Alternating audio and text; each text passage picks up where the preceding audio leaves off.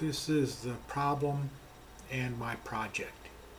I have hundreds of these negative strips. I made, over a decade or so.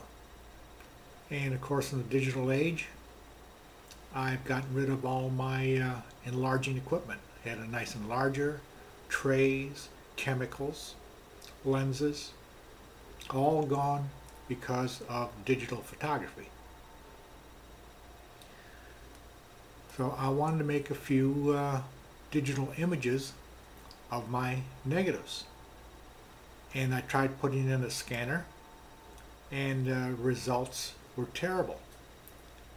So I thought, well, maybe I need to buy one of these devices that reads negatives and converts them.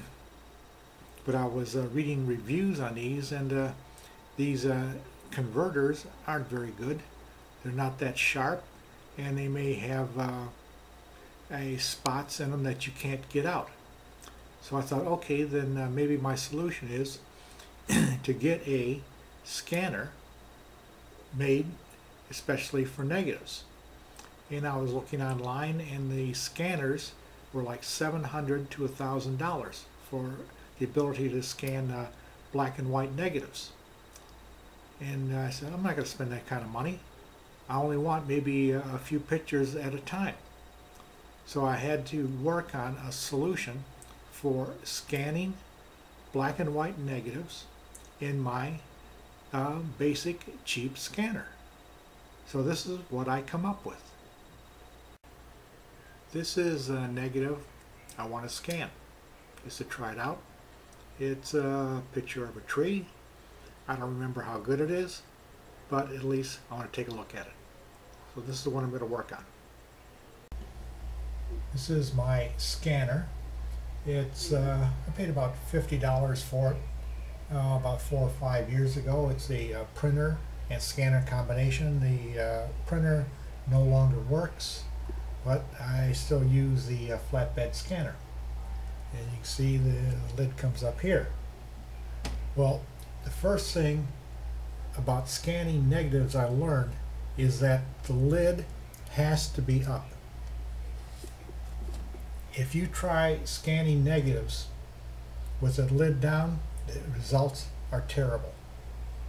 I've placed the negative on the scanner bed only about a ½ inch from the edge, because I'm not going to scan the full length of the bed, just for about 2 inches. Otherwise the scan takes forever. Now here comes the tricky part. First, I put the negative down, emulsion side down. And there is a slight curl to the film. If I can't hold that negative down flat, the picture won't be as sharp. So what I have here is a slide holder, plastic slide holder. This is what I've used, and I used to have hundreds of these, which I eventually threw out, but I did find one. So I'm going to place this, just give you an example, place this over the negative. And then what I'm going to do when it scans is, with my fingers, hold it down and make sure that I can, I'm not blocking the light coming through. To line up the mask with the film, I use a flashlight to see where the lines are, so I can get it situated just right. And sometimes I just put it underneath to let it shine through the reflection to see if I'm lined up correctly. This is the Epson Scan software that came with my cheap scanner. And what I have to do is I have to set it up here on professional mode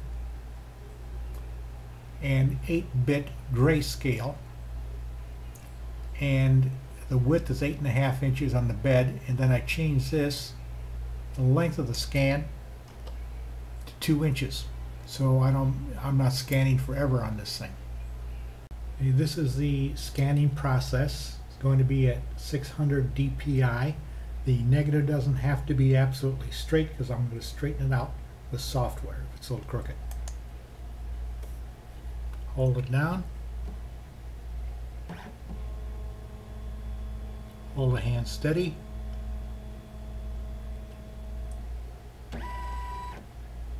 Okay, finished. This is Roxio Photo Suite 5 software I got 4 or 5 years ago, free with some package, and this is what I use to manipulate my software. You can see my negative strip here. If you don't have photo manipulating software, you can do it online at pixlr.com/editor and just about accomplish the same thing. Back to my Roxio photo editor. First, I want to straighten this negative out. So I hit transform, straighten, put a dot here, a line to the other edge of the negative, hit straighten, and hit next. And now I can just take it down, crop it to the size I want. It's straighten negative. Get into the dark areas here. A little more here. It is at the bottom of the tree base. Done. Okay. I'm going to save this on the desktop.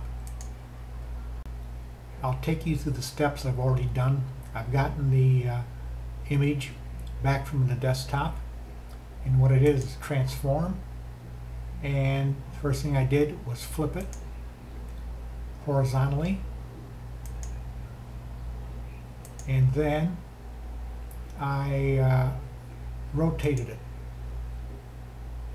90 degrees to the right, and this is what I'm ending up with.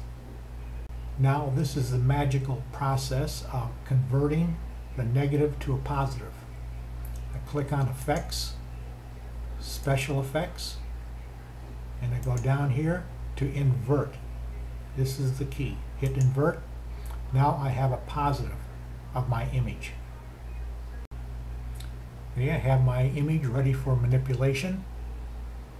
I go to Overall Qualities, click on Exposure. And the first thing I adjust is the midtones. A little bit dark, and then I hit the bright areas and brighten it up a bit. And then I go to the dark areas and bring a little more darkness into the picture. Well, I don't know if you can tell as much, but the image is sharp, and I am finished with it. What follows now is a picture of the scanned negative strip, then a picture of the individual negative, and then finally the finished photograph.